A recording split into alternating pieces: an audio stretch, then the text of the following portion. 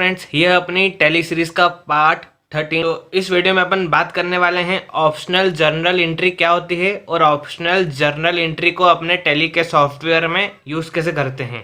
Optional journal entry एक ऐसी entry होती है जो अपने फाइनेंशियल स्टेटमेंट्स जैसे कि अपना trading profit and loss account इनको अफेक्ट नहीं करती है। बैलेंस शीट और अपना कैश फ्लो ये अपने फाइनेंशियल अकाउंट्स को अफेक्ट नहीं करती है।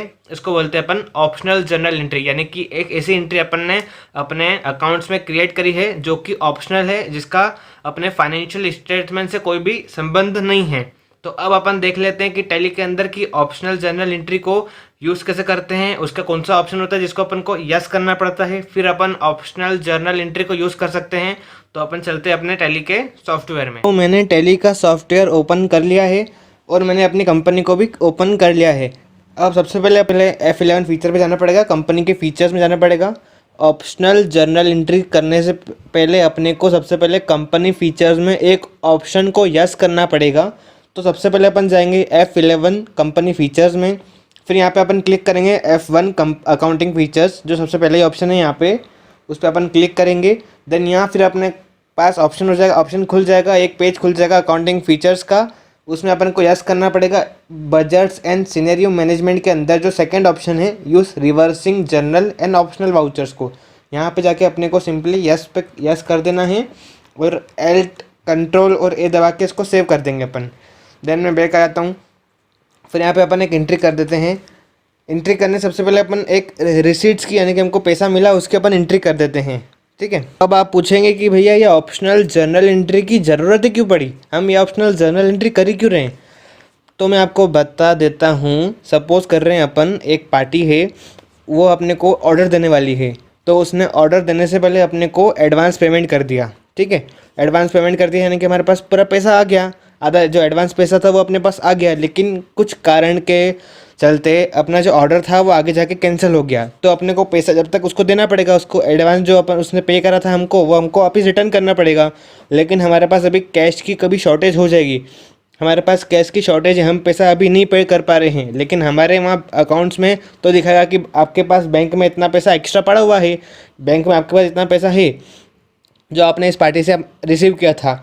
तो हमको ये इस जर्नल एंट्री जो अपन ने करी है उसको एक ऑप्शनल बनाना है कि हमको पैसा आया तो था, लेकिन हमारे जो अकाउंटिंग फाइनेंशियल स्टेटमेंट है उसमें फाइनेंशियल स्टेटमेंट्स हैं, उसमें अपने को दिखना नहीं चाहिए कि भैया बैंक अकाउंट में इतना पैसा अपने को पार्टी से एडवांस मिला था। तो हम उसको खुद के मोटिव के लिए यूज़ नहीं करेंगे, खुद के काम के लिए यूज़ नहीं करते हुए उसको वापस अपनी पेमेंट कर देंगे।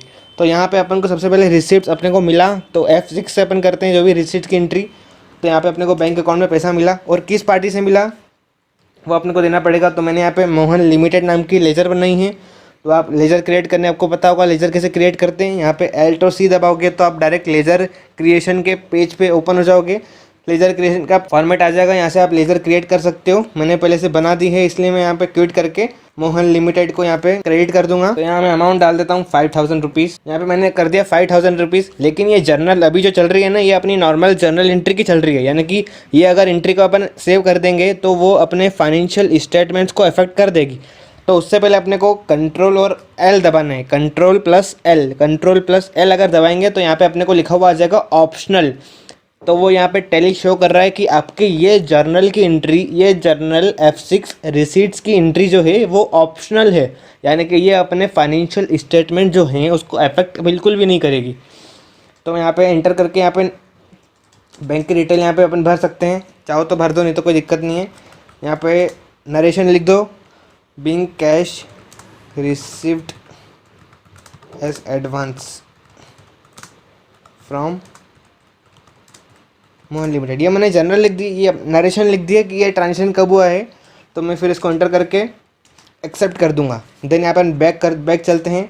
तो यहाँ पे अपनी दिख रही है रिपोर्ट्स, इसको रिपोर्ट्स बोल सकते हैं या इसको बोलते हैं फाइनेंशियल स्टेटमेंट, जो अपनी कंपनी की या कोई बिजनेस की ओनरशिप की जो एक होती है, एक साल में जो बनती है पर ईयर के हिसाब से जो मेन बनाते हैं, जिसको अपन देख के बोलते हैं कि ये प्रॉफिट लॉस वगैरह अपन देखते हैं कि कितना प्रॉफिट हुआ, कितना लॉस में कंपनी वगैरह है, या अपनी शॉप भी छोटी सी है, छोटा सा बिजनेस है, तो क्या फाइनेंशियल रिपोर्ट्स बनती है। फाइनेंशियल स्टेटमेंट बोलो तो भी चलेगा या फाइनेंशियल रिपोर्ट बोलो तो भी चलेगा।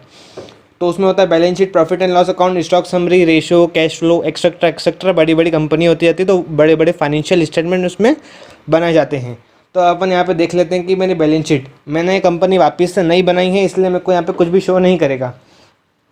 तो यहाँ पे अपन ने जो कैश इन हैंड लिया था ना, जो अपना का बैंक से पैसा आया था, बैंक अकाउंट्स में पैसा था, तो यहाँ पे वो कुछ शो ही नहीं हो रहा है कि बैंक अकाउंट में अपना पैसा है। तो अपन एक काम करते हैं, वही जनरल एंट्री को एक बार ऑप्शनल से हटा के सेव करके आपको बताता हूँ कि कैसे वो शो करेगा, इफेक्ट करेगा। तो यहाँ पे सबसे पहले डिस्प्ले पे जाके, डिस्प्ले मेनू में जाने के बाद मैं डी बुक पे क्लिक करूँगा तो यहाँ आपने बताएगा कि एक एंट्री जो अपने को मिली है, अपने को पैसा मिला तो है, लेकिन ये रिसीट्स की एंट्री है और ये ऑप्शनल है। तो अपन इस पे वापस इंटर करेंगे और इसको वापस कंट्रोल प्लस एल दबा के यहाँ से ऑप्शनल से अपन हटा देंगे और देन इसको वापस अपन सेव कर देंगे।